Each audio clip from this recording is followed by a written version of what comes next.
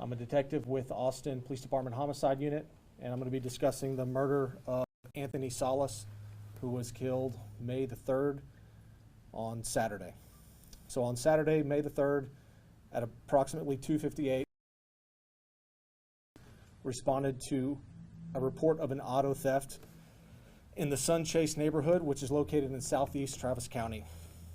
At approximately 3:21, the Austin Police Department received a call from that same number reporting that a person was hit near the intersection of Ross Road and Tome Valley Drive near Del Valley. Homicide detectives and crime scene specialists responded to process multiple scenes and interview multiple witnesses. Preliminary investigation revealed that Anthony was shot, hit by a vehicle, and killed as he attempted to recover his family member's stolen vehicle near that intersection. Furthermore, homicide detectives have developed several persons of interest that we are interested in speaking with. These persons can be seen or can be observed on multiple cameras appearing to burglarize multiple vehicles throughout the South and East Austin on Friday night into Saturday morning. Anyone with information should contact the Austin Police Department at 512-974-TIPS. You may submit a tip anonymously through the Capital Area Crime Stoppers program by visiting austincrimestoppers.org or calling 512-472-8477. A reward of up to $1,000 may be available for any information that leads to an arrest. Any questions?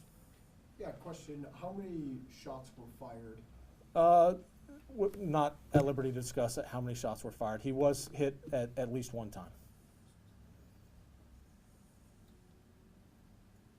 Can you touch on the sentiments of how, because it sounds like a really traumatic thing for a family to be going through, can you touch on any feelings or sentiments or emotions that his family is facing when it comes to finding any answers? Well, I mean, obviously, it's in the news, and they're seeing what happened in the news, and family was present and witnessed the incident, so that's very traumatic for them. And to see it in the news, I'm sure they're very, very eager to have some help from the public to come out and identify these individuals that were involved in these crimes. You say they were witnessing, the family witnessed this. Can you kind of go into detail about what that scene kind of looked like? So Mr. Salas, he was trying to recover a family member's stolen vehicle. And so they were driving in the Del Valley neighborhood when they spotted the vehicle. And so while trying to recover it is when the events ensued and he was shot and then eventually hit by a vehicle.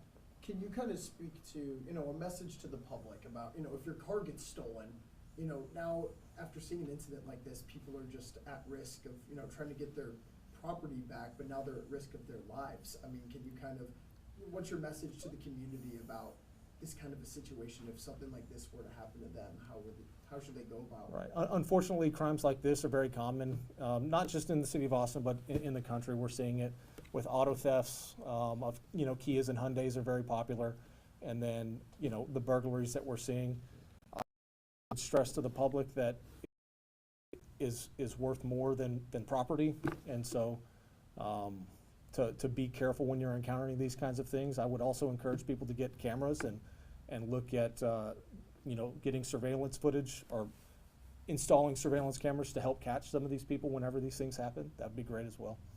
I guess just talk about why you're making this message now to the public. That's why you reached out to us. Talk about why it's essential that no one stay silent about this. Why are you needing people to come forward to find these much needed answers? Well, Mr. Salas and his family, they deserve closure on this. They deserve to understand everything that happened and why it happened, and the people that were responsible for it also need to be held accountable for their actions. And so we still do need the help from the public in identifying them. So if anybody does recognize them from the videos that we've shown and that were in the YouTube link that we sent out yesterday, if they do know who they are, please call the police department and we'll talk to those individuals.